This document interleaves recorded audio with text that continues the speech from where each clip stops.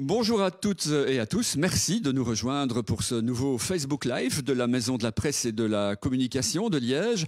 Alors on est le dernier jeudi du mois, c'est l'invité et aujourd'hui on a la chance d'accueillir Marc de Paoli, le nouveau patron, l'administrateur délégué comme on dit du CHU de Liège. Bonjour Marc. Bonjour Luc. Voilà, en fait, qu'est-ce que ça peut faire de se retrouver comme ça, c'était en janvier dernier je pense, du jour au lendemain à la tête de 6200 voire 6500 personnes, qui est en fait le plus gros employeur de la province de Liège. Qu'est-ce que ça vous a fait ? Un grand honneur d'abord, une grande émotion, puisque effectivement c'est pas anodin. Voilà, j'ai postulé, j'ai été retenu et les défis sont à la hauteur de la place, mais c'était surtout un grand honneur. Et je me ferai tout ce qui est en ma possession pour pouvoir être à la hauteur de Alors le tâche. grand public ne vous connaît pas vraiment, donc est-ce que vous pourriez un peu vous présenter ?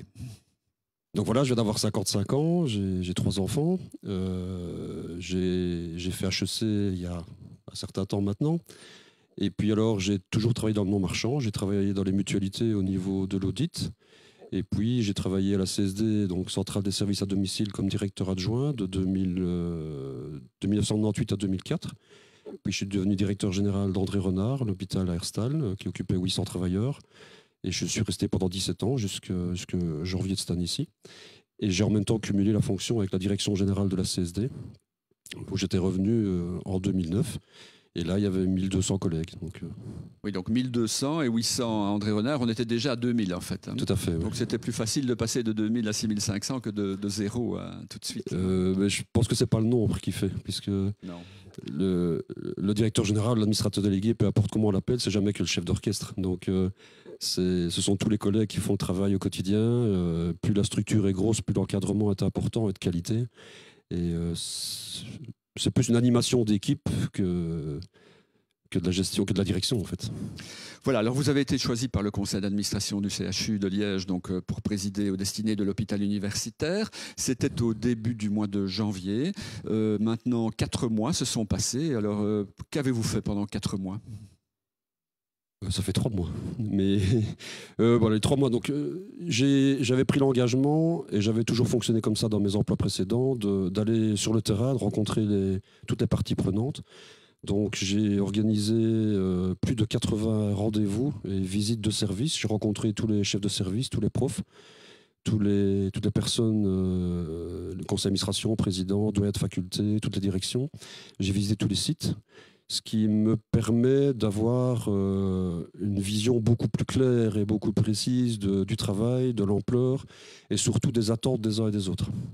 Et elles sont grandes. Parce que je suppose qu'on ne parle pas de la même manière au corps médical qu'au personnel technique, aux infirmiers. Vous les avez tous rencontrés avec des demandes, des besoins différents ?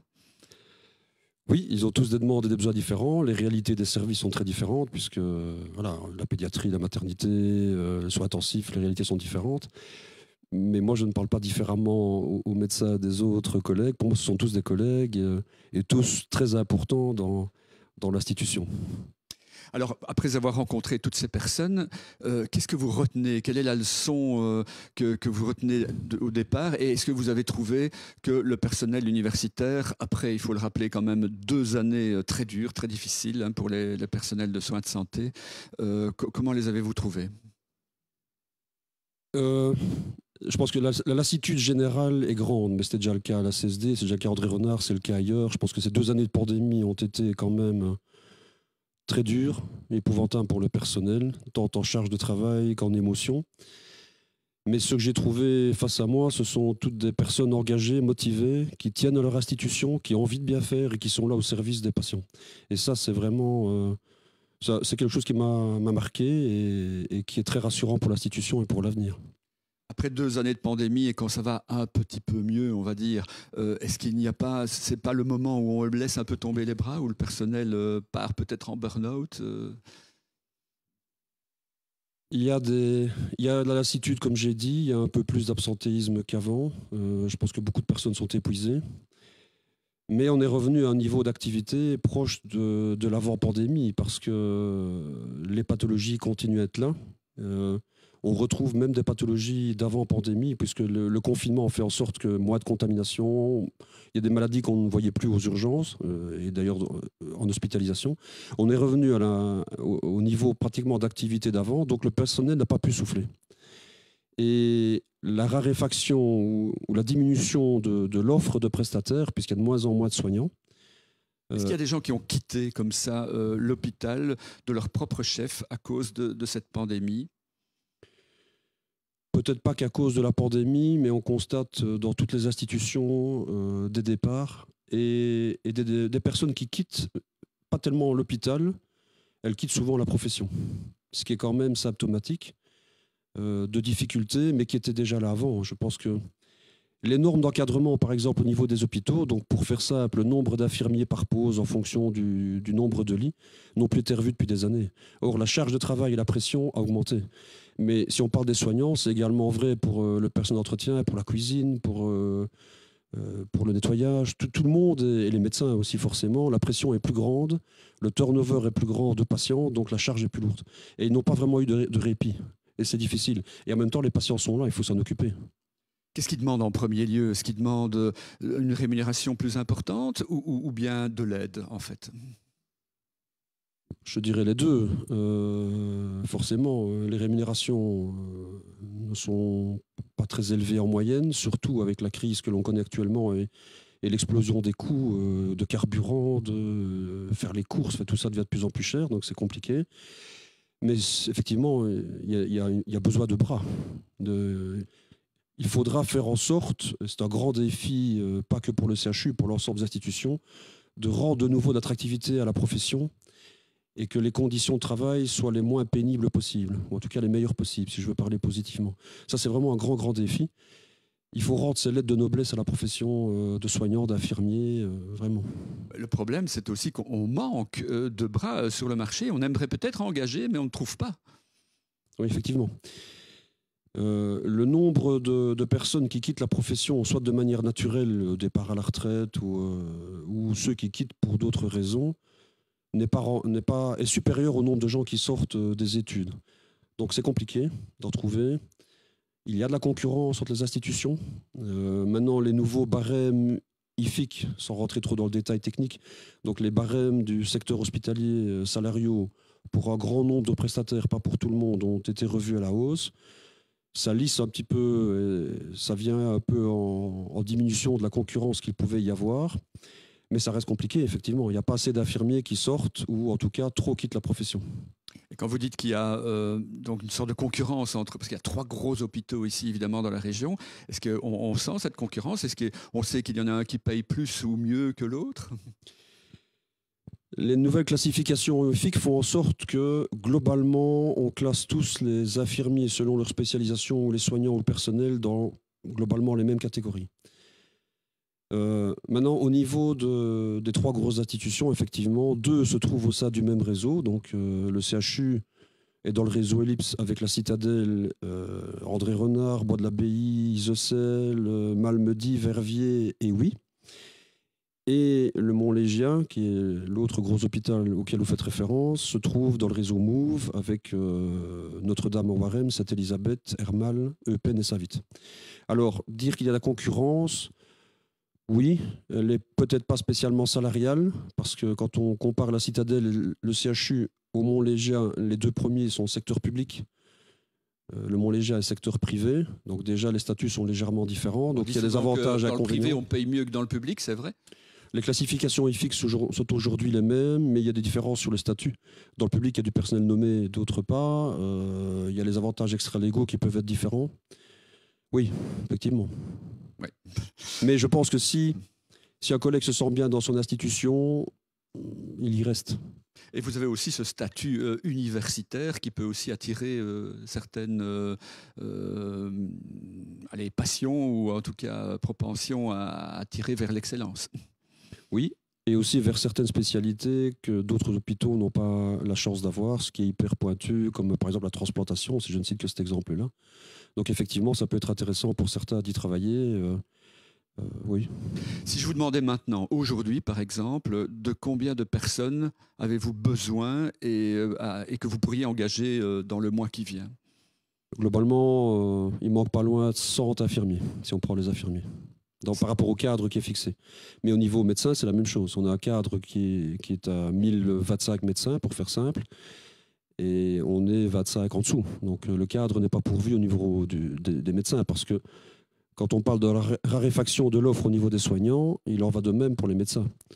On commence à voir les effets du numerus clausus dans certaines spécialités, et dans 2 ans, ça sera encore plus compliqué quand on arrivera à ce qu'on appelle la fin de la double cohorte. C'est quoi la double cohorte? Donc il y a 4 ans, si je compte juste, les études de médecine sont passées de 7 à 6 ans. Ce qui veut dire que la même année sont sorties 2 années de jeunes médecins qui sont destinés à la formation soit de médecins généralistes, soit de spécialistes. Donc évidemment, le nombre d'assistants, de candidats spécialistes et de futurs médecins aujourd'hui est gonflé. Il est doublé encore pour 2 années. Dans 2 ans, on sera à la fin de ce phénomène, donc on va avoir moins d'offres de médecins. Or, il faut savoir que dans certaines spécialités, c'est déjà compliqué aujourd'hui. Et vous avez ce fameux numerus clausus qu'on ne veut pas changer au sein du gouvernement. Il y a des avancées, je pense, puisque aujourd'hui, il y a des discussions autour de ce qu'on appelle le cadastre dynamique.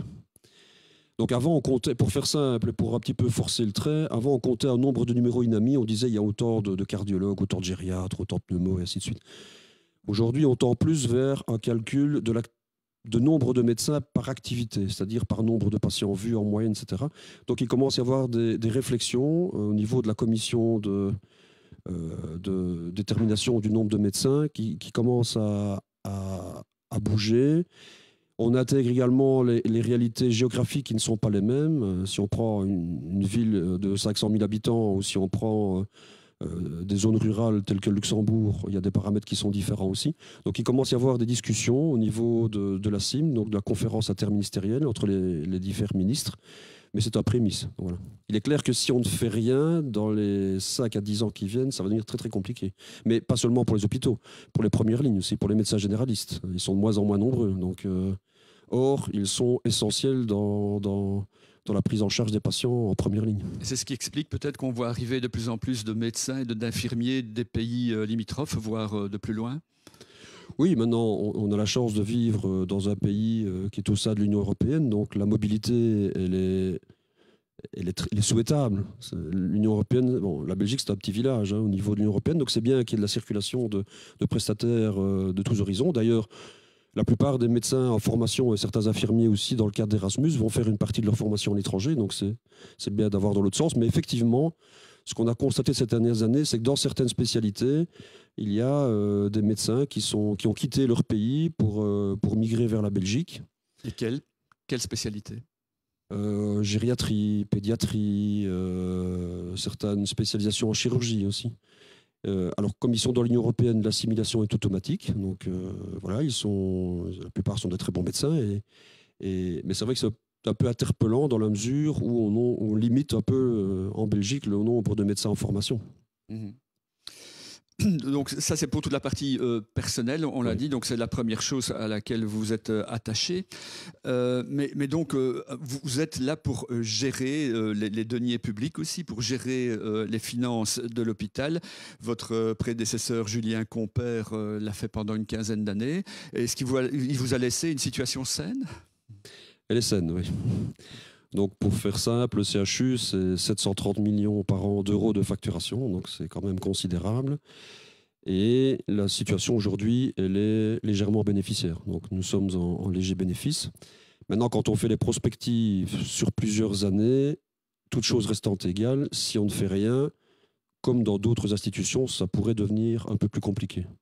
Puisque le financement aujourd'hui hospitalier, il est à l'acte, c'est-à-dire au nombre de patients différents qui sont admis et à l'honoraire, donc en fonction de ce qu'on fait. Ça devient difficile parce que ici, les 10% d'inflation qu'on vient de connaître sur quelques mois ne se répercutent pas intégralement dans le financement. C'est un premier élément. L'explosion des coûts de l'énergie, des coûts d'approvisionnement, on voit nos coûts exploser. Rien que l'énergie, les derniers tarifs, on parle d'une augmentation de 7 millions d'euros pour le CHU, rien que le coût de l'énergie. Donc ça peut aller très vite. Donc nécessairement, des finances saines sont indispensables et nécessairement, nous allons devoir, en premier lieu, au sein du réseau Ellipse, nous entendre et collaborer de plus en plus fort entre nous. On va reparler de cette logique de réseau, mais d'une manière un peu terre à terre, excusez-moi de la question, mais est-ce que la pandémie vous a coûté de l'argent? Parce que vous n'avez pu vous occuper quasi que des problèmes de Covid. Il y a eu beaucoup d'opérations qui ont été reportées. Est-ce que ça vous a coûté de l'argent? En 2020 et 2021, non, parce que le gouvernement a compensé. Donc, le gouvernement a fait 2 avances de 2 fois 1 milliard d'euros aux hôpitaux. Ça a permis de compenser... À tous les hôpitaux? Oui, 2 milliards, oui, pas pour le CHU, 2 milliards répartis sur tous les hôpitaux de la Belgique. Donc, ça a permis globalement à chaque institution d'équilibrer ses comptes et de compenser le manque d'activité. Ça, c'est clair. Mais maintenant, bon, c'est fini. Les aides sont arrêtées et c'est normal qu'elles soient arrêtées. Donc, je reviens sur le personnel. La difficulté, c'est que très naturellement, on va devoir revenir tous à l'activité d'avant, et le plus vite possible, sans quoi nos finances seront impactées. Pourtant, on dit toujours qu'il y a de plus en plus de gens qui se rendent à l'hôpital. Il y a de plus en plus d'admissions aux urgences. Donc, théoriquement, ça devrait bien aller. Ce n'est pas aussi simple que ça. Ça dépend d'abord des pathologies pour lesquelles les patients viennent. Faut savoir que l'enveloppe de financement des hôpitaux, elle est fermée. Donc c'est une enveloppe fermée. Si un hôpital augmente ses entrées, c'est au détriment des autres, puisque c'est une répartition d'enveloppe fermée. Ça dépend aussi des actes et des honoraires qui sont facturés. Donc il y a beaucoup de paramètres qui jouent. Mais la course à l'activité et à l'admission ne peut pas continuer, ce n'est pas possible. Mais en tout cas, on doit revenir au niveau d'avant, ce qui n'est pas évidemment un message facile à faire passer aux équipes qui, je l'ai dit en début d'interview, sont quand même fatiguées. Hein. Okay. Donc on en vient effectivement à ce fait de devoir faire des économies. Hein, et alors, les économies, on ne va pas le faire sur le dos des patients, mais on va plutôt le faire sur le dos des hôpitaux. Et c'est cette fameuse logique de réseau. C'est quoi une logique de réseau? Donc le gouvernement précédent, c'était Madame Debloc la ministre, a modifié la loi sur les hôpitaux et a imposé chaque hôpital à être membre d'un réseau pour rester agréé. Ils se sont constitués en Belgique 24 réseaux. Il y en a 2 à Liège, donc je l'ai dit, le réseau Ellipse, au sein duquel se trouve le CHU, et le réseau... Et la Citadelle, on peut le dire. Et la Citadelle, donc je les ai cités nous sommes 8. Hein. Et l'objectif à terme, c'est que les synergies et les collaborations s'intensifient. Et pour le dire avec des mots simples, à très très long terme, entre guillemets, qu'on ne fasse plus, qu'on n'ait plus toutes les activités sur tous les hôpitaux. Allez, on va être très clair. Est-ce que, par exemple, on n'aura plus, au sein de Ellipse, tous les services actuels au CHU et tous les services actuels à la Citadelle? Et les autres. Et les autres, oui, ça ne se limite pas à la Citadelle et au CHU. Mais aujourd'hui, voilà, le gouvernement actuel, donc c'est le ministre Van den Broek qui est à la manœuvre, a proposé un projet d'arrêté royal qui a l'ambition, et il était soumis au Conseil des hôpitaux, donc au Conseil national des hôpitaux, donc il devrait être adopté. Cet arrêté commence déjà à dire ce qui est hyper pointu, hyper aigu, ce sera un agrément par réseau, et plus 2 ou 3 s'il y en a. C'est pour ce qui est hyper aigu. Sont visés, par exemple, pour faire simple, la transplantation, la chirurgie cardiaque, par exemple, les stroke units, donc c'est tout ce qui est AVC, thrombectomie au niveau interventionnel, la néonate.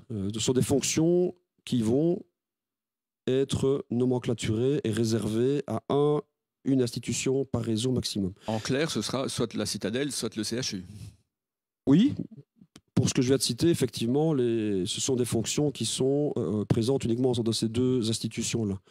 De toute façon, nous devons nous entendre. Et dans toutes mes rencontres des 3 premiers mois, j'ai aussi rencontré mes 7 collègues des autres hôpitaux.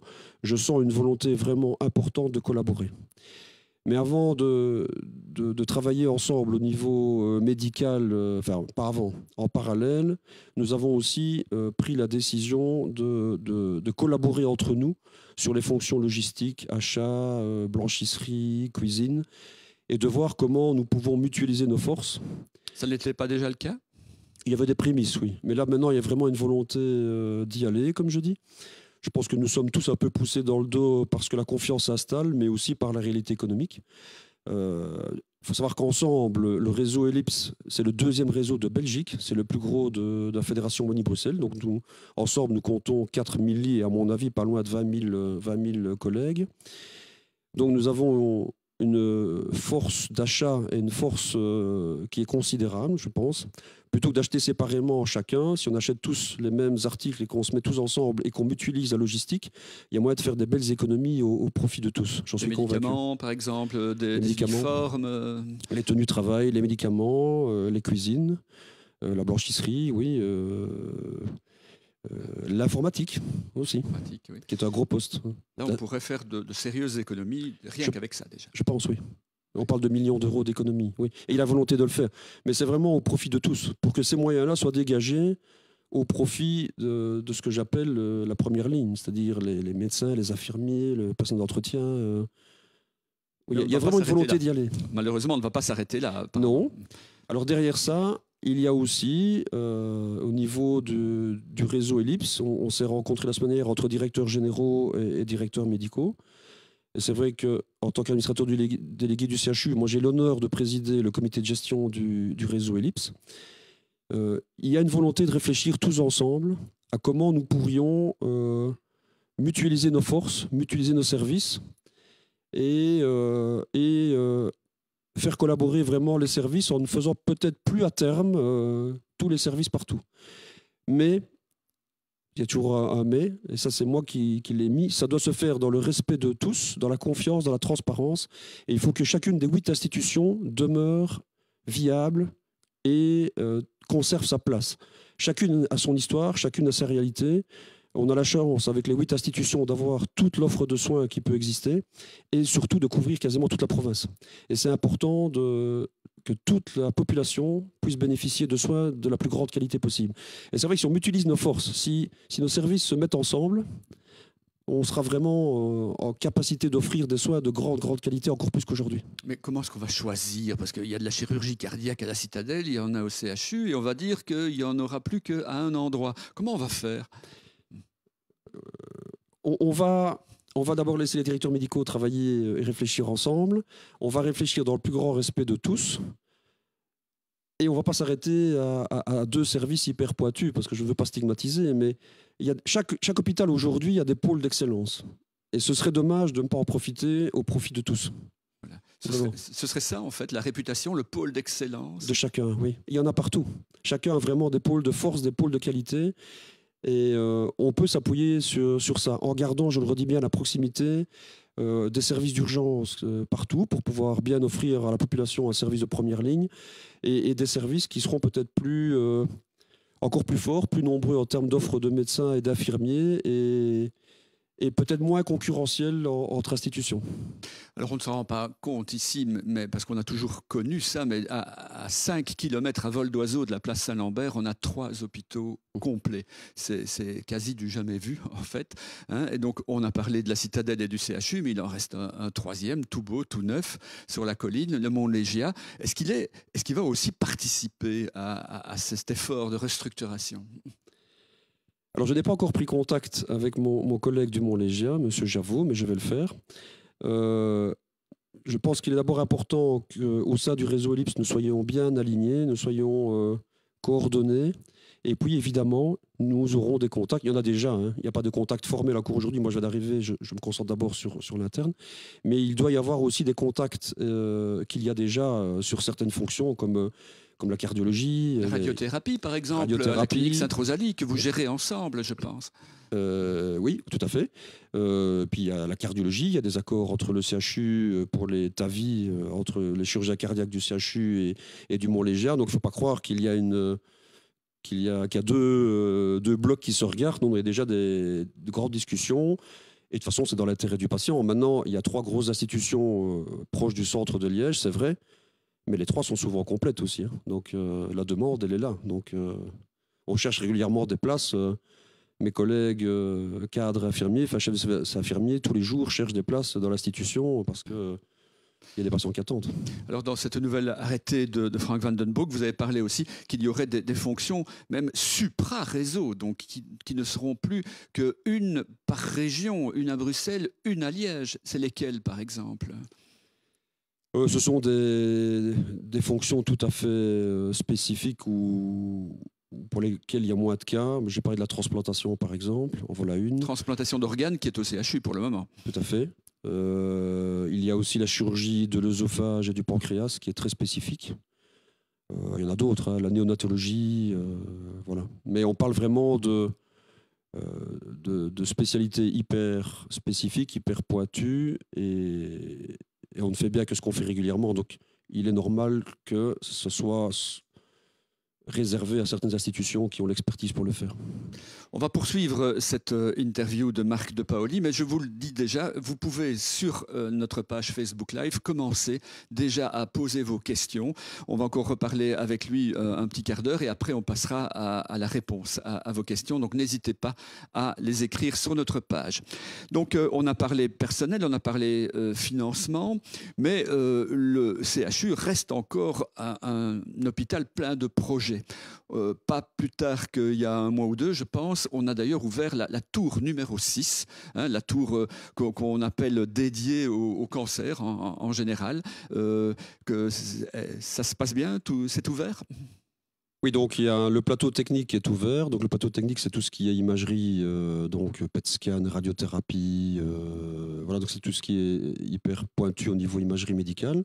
Ça se passe très bien. Les médecins et les patients et soignants et personnes sont très contents.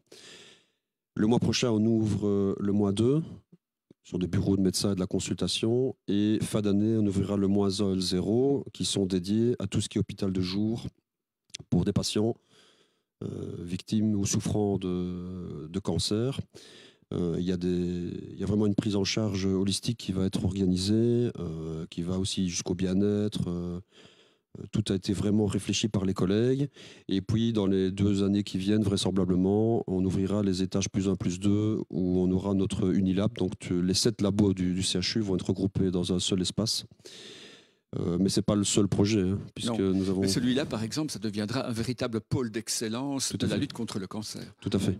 Et nous avons des médecins et professeurs avec des réputations internationales. Est-ce que ça veut dire par là qu'on ne traitera plus le cancer à la Citadelle ou au Mont-Légia? Si. Ça, je n'ai pas dit. Hein. Donc, on va continuer à prendre en charge les pathologies, parce que le CHU, de toute façon, ne peut pas tout faire tout seul, c'est impensable. Mais c'est vrai que d'un point de vue accompagnement et soins aux patients, le fait de tout regrouper dans une seule tour, tout ce qui a trait à l'oncologie et à l'hématologie, va permettre quand même une plus grande qualité encore de soins, aussi pour la recherche, puisque le CHU ne fait pas que donner des soins. Donc il y a un trépied qui est imposé par la loi. Donc il y a les soins à la population, il y a la recherche fondamentale ou la recherche pour de nouvelles techniques ou nouvelles molécules, et il y a aussi l'enseignement, puisque le CHU forme les médecins de demain. Donc au niveau de la recherche, toutes les conditions vont être améliorées aussi pour qu'on favorise la recherche, les chercheurs FNRS. Ça, c'est la tour numéro 6, oui. Mais je crois qu'il y a en projet une tour numéro 7. Alors, parlez-nous-en. Oui. Donc il y a effectivement un permis de bâtir qui va, dans les mois qui viennent, d'être déposé pour la tour 7. La tour 7 qui se trouvera derrière le bâtiment, pour ceux qui connaissent, va permettre d'accueillir un nouveau service d'urgence. Derrière quel bâtiment? Il y a 5 et 6 tours maintenant. À l'arrière, donc côté urgence. Voilà, côté urgence. Ouais. Entre le nouveau parking qui est en construction, parce qu'il faudrait peut-être qu'on parle des parkings aussi. On en parlera aussi, oui. Voilà, et les urgences. Donc on va avoir un nouveau service d'urgence qui pourra faire face au nombre d'admissions aujourd'hui et aux nouvelles normes. De nouveaux soins intensifs. Il faut savoir que le CHU compte 59 lits de soins intensifs, ce qui permettra d'avoir aussi un nouveau centre des brûlés. Une nouvelle maternité, donc la maternité qui se trouve aujourd'hui au Bruyères reviendra sur le site de Sartillement avec un tout nouveau service de pédiatrie également. Il n'y aura plus de maternité au Bruyères? Non, l'objectif c'est de la rapatrier sur le site du Sartillement et d'accroître l'activité des Bruyères sur de la médecine, chirurgie... gériatrie aussi beaucoup. Gériatrie, oui, nous avons 60. Tout à fait. Et alors, il y a d'autres étages qui seront dédiés dans la tour 7 à de l'administration pour améliorer les conditions de travail, des cabinets de médecins puisqu'il en manque. Et l'héliport qui sera au-dessus de la tour 7, puisque régulièrement, nous avons des patients qui arrivent par hélicoptère. Donc, il n'y a pas une tour 8 par hasard? Non, je pense qu'il va falloir arrêter de construire des tours à un moment donné parce que budgétairement, ça va devenir compliqué. Mais au-delà, il n'y a plus d'espace constructible. Donc voilà, mais oui. D'accord. Par contre, il y a aussi de très gros travaux. Tous ceux qui sont passés au Certillement le savent. On est en train de régler un gros problème d'accessibilité en voiture, en tout cas au CHU. Alors, on va passer de combien de places à combien avec tous ces nouveaux parkings? Alors avant, on peut tabler sur 1200 places, on sera pratiquement 3000. Il faut encore malheureusement patienter jusqu'en juillet 2023. Donc on a le premier parking nouveau qui s'ouvre cette semaine, qui se trouve devant l'entrée principale, donc devant la verrière. Il compte 500 places, il va être réservé au personnel, puisque le parking sur lequel le personnel se gare aujourd'hui va être en travaux, il va être également agrandi sur 3 niveaux. On va récupérer 1200 places à l'arrière des urgences à partir de décembre. Donc au niveau du personnel, ça va s'améliorer et également pour les visiteurs. Et on aura nos 3000 places à partir de décembre 2023. Alors je remercie d'abord et avant tout les collègues qui malheureusement n'ont pas de place et les patients qui n'ont pas de place, de leur patience, mais il faut savoir que tout est fait pour améliorer l'accès. Donc, je rappelle que nous avons un shuttle, donc le parking qui n'est pas si loin que ça du Country Hall. Du Country Hall, merci, permet d'accueillir quand même beaucoup de place. Et nous avons une navette toutes les 10 minutes, une navette qui va être augmentée. On va rajouter des navettes à partir de juin parce que comme on aura peu moins de place pour le personnel pendant 6 mois, on va augmenter le nombre de navettes pour que tout le monde puisse accéder le plus facilement possible au Certillement. Mais les routes ont été réaménagées, les ronds-points, donc à partir de décembre 23, je pense pas, je suis certain que le Certillement sera vraiment accessible comme il n'a jamais été. En voiture en tout cas, mais oui. Certains disent qu'on a pris le problème à l'envers. En fait, et quand on fait des parkings, on fait un appel d'air encore pour plus de voitures. Est-ce qu'il n'aurait pas fallu axer, mais ça c'est peut-être pas de votre ressort, plus de communication en transport en commun vers le CHU? Si, mais il y a quand même beaucoup de lignes de bus 48-58. Alors c'est vrai que c'est plus difficile au moment où il y a les étudiants. Mais c'est compliqué de rajouter des lignes de bus indéfiniment. Je pense que le TEC fait un maximum. Nous avons, encouragé nos collègues à, si possible, prendre des transports en commun, puisqu'on vient d'augmenter le remboursement de l'abonnement social pour le porter à 80% au lieu de 60%, de manière aussi pour répondre au manque de parking, mais aussi pour répondre à l'augmentation des coûts du carburant, puisque c'est quand même très compliqué pour les collègues de faire le plein, de venir travailler tous les jours. Donc on favorise le plus possible les transports en commun. On a des parkings vélo, on commence à avoir des collègues qui viennent à vélo. Mais inévitablement, ce n'est pas possible non plus pour tout le monde, puisque en fonction d'où on habite, les transports en commun, ça peut prendre un temps considérable. Voilà. On va faire une première pause et regarder, parce que les questions commencent à tomber, et comme on veut donner la priorité à celle-là, on va y aller de suite, et on reparlera peut-être tout à la fin, on verra bien si on a le temps, de cet hôpital de demain, en fait, dont on parle beaucoup dans les médias, et qui, je pense, va changer beaucoup la donne pour beaucoup d'entre nous. Mais j'ai une question ici de Anna Joba. Est-ce que le traitement du cancer du sein est amélioré par rapport à avant? Vous n'êtes pas médecin. Ah ben non, c'est compliqué pour moi de répondre dans la mesure où je ne suis pas médecin. Je pense que les médecins sont de qualité, qu'ils soient scénologues, qu'ils soient oncologues. Donc je pense que la prise en charge, même si j'ai pas tellement de prise en charge, mais les soins sont de qualité. C'est vrai que de nouveaux locaux, nouveaux bâtiments vont améliorer l'accueil, mais je pense qu'en termes de traitement du cancer du sein, il était déjà de qualité, il le restera. Mais je dis avec mes mots, je ne suis pas médecin, je le rappelle. Voilà pour cette question. Moi, j'en avais une qu'on m'avait posée sur le site des Avants. Donc, en fait, vous faites partie de l'université sans lettres. Vous êtes un hôpital universitaire, mais vous avez une entité juridique distincte. Donc, les finances ne sont pas mélangées, en gros. Hein. Bon, mais non. est-ce que vous allez, vous, être celui qui va essayer de vous rapprocher encore plus de l'université, votre voisine, ou bien vous préférez rester chacun dans votre coin? Non, moi je suis pour les plus grandes collaborations, les plus grandes synergies. J'ai déjà rencontré à plusieurs reprises ma collègue, mon homologue Anne Girin, qui est directrice générale de l'université, ainsi que le recteur. Donc il faut savoir que nous collaborons déjà beaucoup au niveau de l'informatique, puisque l'informatique est commune entre le CHU et l'université. C'est une plateforme commune, ce qui permet de mutualiser les coûts qui sont très importants, que ce soit en termes d'infrastructure, en termes de sécurité ou de support. Nous partageons les mêmes espaces, nous partageons la recherche, nous partageons l'enseignement. Donc les synergies sont déjà très très importantes et plusieurs groupes de travail sont prévus de manière à ce qu'on puisse encore aller plus loin. Et je remercie d'ailleurs Anne pour sa volonté aussi de collaborer. On va faire de grandes choses. Je veux dire avec mes mots, in fine, c'est la même caisse. C'est la Fédération Wallonie-Bruxelles de toute façon. Donc nous avons intérêt de gérer les deniers publics en bon père ou bonne mère de famille en ce qui la concerne. Tout à fait. Ici, Martin nous demande quels seraient pour vous les 3 grands objectifs pour 2023. On y a un peu répondu, mais vous pouvez peut-être les synthétiser. Il y a les étages de la tour à réussir, donc il y a tout ce qui est immobilier, infrastructure.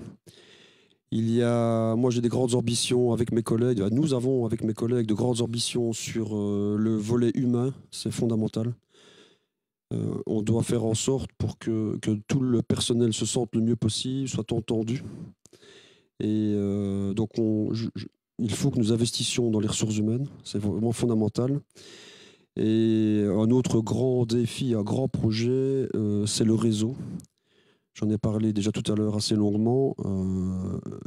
Nous devons, pour 2023, réussir certaines concrétisations, certains projets. Je le redis, tous mes collègues ont la volonté de le faire.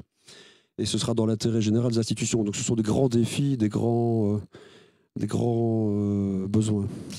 Une question de Georges ici. Vous parliez de vos collègues qui viennent à vélo. Mais où est le parking vélo pour les patients? Bonne question. Ah oui, ça c'est une bonne question. Et je dirais qu'ils peuvent venir à vélo et se garer derrière les urgences, mais ce ne sont pas des sites sécurisés. Donc voilà, mais c'est un point sur lequel on va travailler. On a la volonté de le faire dans le cadre de tous les travaux qui viennent, de l'aménagement, donc c'est un des projets. Mais effectivement, aujourd'hui, tous les travaux, on n'a pas encore su positionner un parking vélo pour les patients.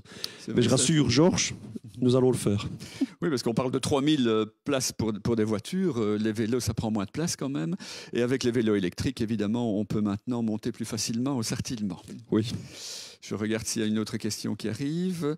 Non, mais je voudrais alors rebondir sur... vous pouvez toujours poser vos questions, hein, donc elles nous arrivent via un écran ici. N'hésitez pas, on y répondra. Mais donc, on a parlé des objectifs 2023.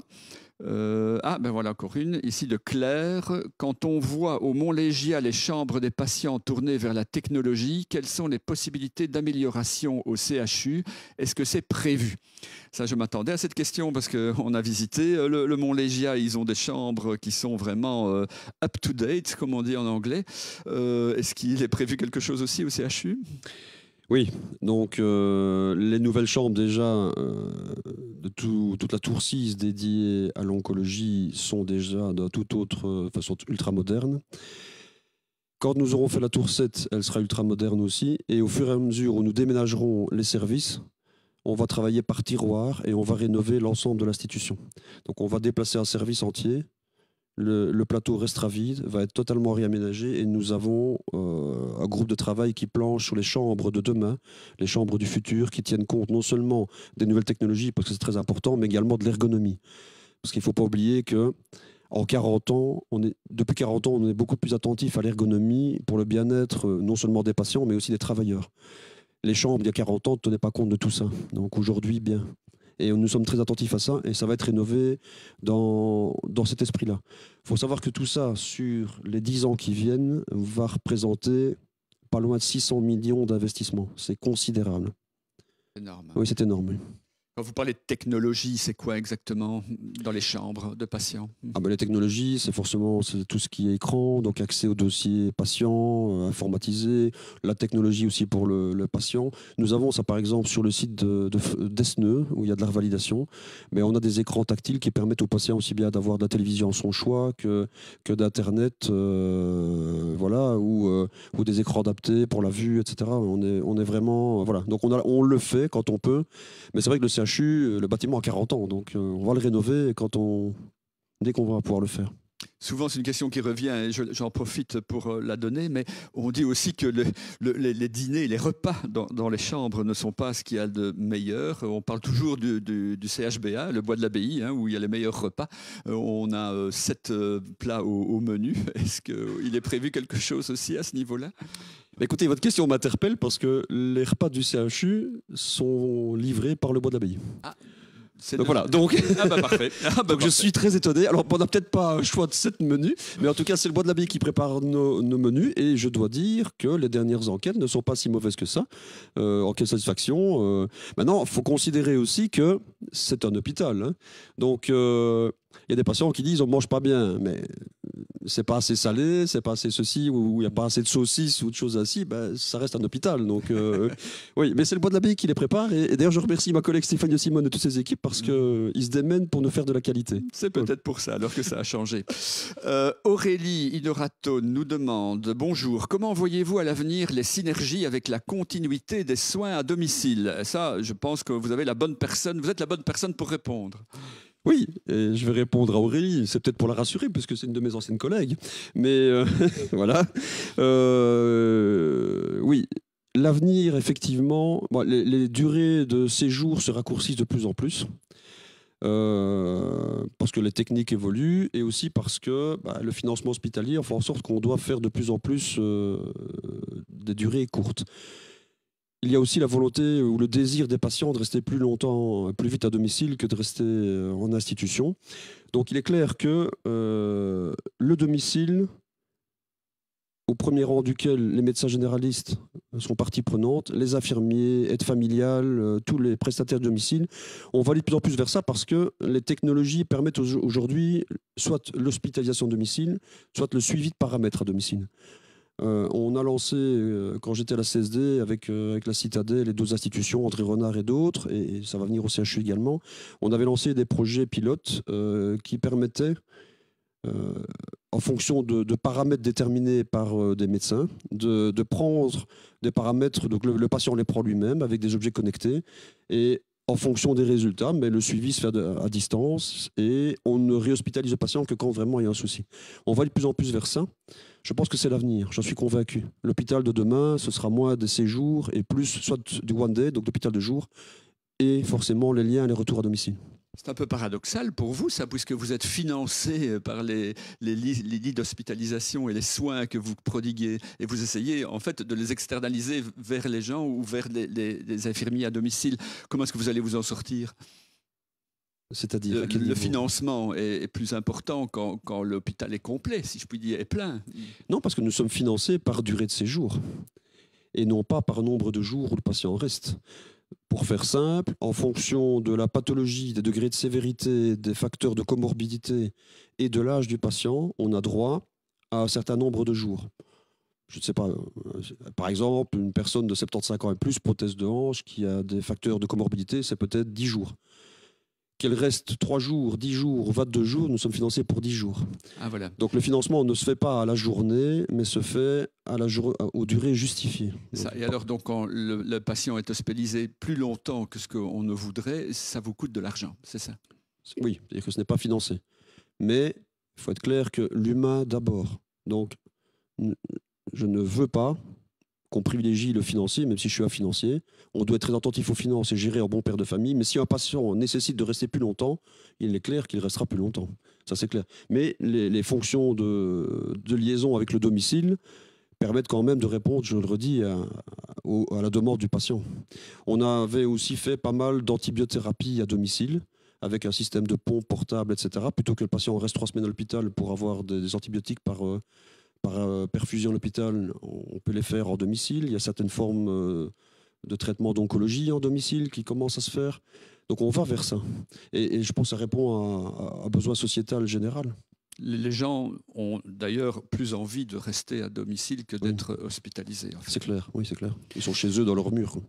Olivier Thonon, en un mot, comment résumeriez-vous vos 100 premiers jours, quasi jour pour jour, d'ailleurs aujourd'hui, il a bien compté sans doute, depuis votre prise de fonction? En un mot. Passion. Passion? Ah oui, passion. Pas patient, hein, passion. Passion. Oui, vraiment, c'est... Honnêtement, je suis vraiment, vraiment heureux, fier et j'ai trouvé des collègues extraordinaires. C'est vraiment une passion, vraiment. Oui. Ah ouais. C'est une belle continuité aussi pour votre carrière. Hein. Donc, vous avez été dans un, entre guillemets, un plus petit hôpital, les soins à domicile avec les infirmiers. Vous avez géré beaucoup d'infirmiers, 2000, on l'a dit. Hein. Et là, maintenant, c'est une continuité quasi évidente. Hein. Et vous n'êtes pas, ça ne vous fait pas peur. Vous êtes encore plus passionné qu'avant. Oui, non, peur, je n'ai pas peur. Non, non, absolument pas.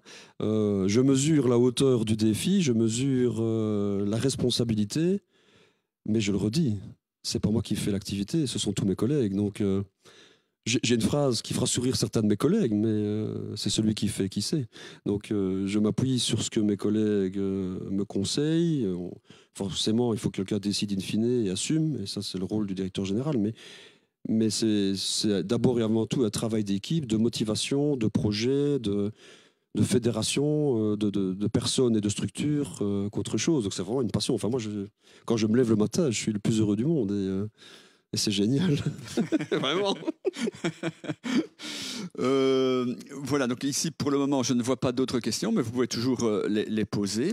J'espère, pour revenir à l'intervention de mon collègue Olivier, que les 100 premiers jours, après, ça va pas être difficile parce que souvent on dit que... Ah oui, oui, oui, oui. On part en flèche et puis... J'espère que non. Donc voilà, nous on a parlé donc 2023, on a parlé de ce qui va se passer dans les prochaines années, mais si vous deviez être devin, si vous voyez peut-être à plus long terme, à 10 ans, à 15 ans, voire, est-ce qu'on va se retrouver avec un seul réseau d'hôpital dans la province de Liège ? Écoutez, ça, c'est difficile à dire comme ça. Mais en tout cas, des synergies beaucoup plus fortes et une mise en commun de moyens beaucoup plus forte, qu'elle soit administrative, logistique ou médicale, ça, je suis convaincu que oui.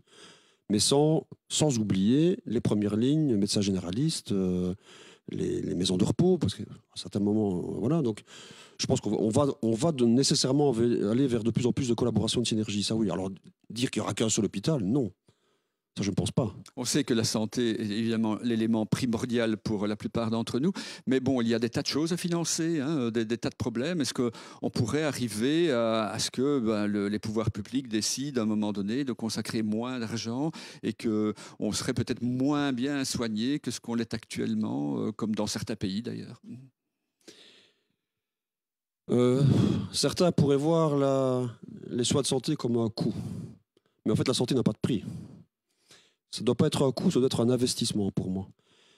Alors, à un moment donné, on disait il y a trop d'hôpitaux, il y a trop de lits, etc. Je suis désolé, la pandémie a démontré à quel point ça a été compliqué. Les hôpitaux ont fait un tour de force de passer en quelques jours, quelques semaines, sans connaître cette nouvelle maladie. On est passé de 1200 à 2000 lits de soins intensifs. Quand on dit ça comme ça paraît anodin, c'est assez hallucinant. J'ai vécu ça de l'intérieur, dans la cellule de crise à André Renard, mais c'était la même chose pour tous mes collègues. Quand on voit ce que ça représentait comme travail, comme lourdeur, comme charge, on s'est vite rendu compte qu'on n'avait pas trop de lits en Belgique. Au contraire. Donc moi, je pense que les pouvoirs publics, nos gouvernements ont pris conscience de cela. Investir, ils vont continuer à investir, j'en suis convaincu. Néanmoins, investir de manière plus ciblée et encourager les institutions à travailler entre elles pour avoir des économies d'échelle, ça je pense que c'est de la bonne gestion aussi. Donc le réseau, j'y crois, vraiment. Alain nous demande, l'hôpital est un milieu définitivement humain. Comment un manager doit-il gérer cet aspect? Vous avez fait les HEC, hein, on le dit, hein, vous gérez les finances. C'est quoi? C'est le grand écart entre devoir choisir soit un euro ou une personne? Mais c'est le plus grand défi. Je pense qu'Alain pose la bonne question. C'est très compliqué parce que on est tiraillé entre la difficulté et la lourdeur du travail, de la charge, le besoin de bras, alors on ne sait pas recruter dans cette fonction, et l'équilibre financier de l'institution. Donc c'est extrêmement compliqué. Je pense que ça passe par le plus possible être à l'écoute, le plus possible motiver, le plus possible entendre et écouter les difficultés, et quand on peut faire des efforts. Voilà, j'ai proposé, après concertation par exemple avec les organisations syndicales, j'ai proposé hier soir au conseil d'administration de revoir un peu la valeur des chèques repas. Donc le conseil d'administration a suivi. On augmente de 2 € la valeur du chèque repas, ce qui représente quand même 40 € net par travailleur. C'est un petit geste, mais je pense que c'est aussi être à l'écoute, puisque les syndicats, à juste titre, ont dit, mais écoutez, la vie commence à coûter très cher pour le personnel, est-ce qu'il n'y a pas moyen de faire quelque chose? Et les administrateurs ont suivi, mais vraiment comme un seul homme. Voilà une bonne nouvelle que vous annoncez en priorité. Oui, c'est un petit geste, mais je pense qu'il est significatif. Et alors, investir le plus possible dans le matériel, dans le nombre de travailleurs disponibles, ça c'est vraiment les grands défis. Et les écouter et les entendre. Ça ne veut pas dire qu'on sait répondre à toutes les demandes, hein. Mais en tout cas, c'est écouter, entendre et fédérer. Alors, il y a une question de Julien ici, mais je vais demander qu'on la mette en plus grand parce qu'elle est coincée dans le bas du tableau. Je ne sais pas très bien la lire. Ou alors, tu sais, là, tu peux la lire pour moi? Oui, malgré là, je sais encore de loin. Je partage, c'est compliqué. Effectivement, Julien a raison. On peut la citer. Voilà. Oui, donc voilà. Il y a une tendance nette à réduire le temps d'hospitalisation, mais cela provoque des problèmes car le nombre de cas dus à une hospitalisation trop brève s'accroît aux grandes dames de certains médecins et infirmières. C'est clair. Je l'ai dit, malheureusement, les hôpitaux, depuis quelques années, sont sous la pression des durées de séjour. Effectivement, jusque 2002, les hôpitaux étaient financés par journée. Donc, un patient restait 10 jours, on avait 10 jours de financement. Il restait 4 jours.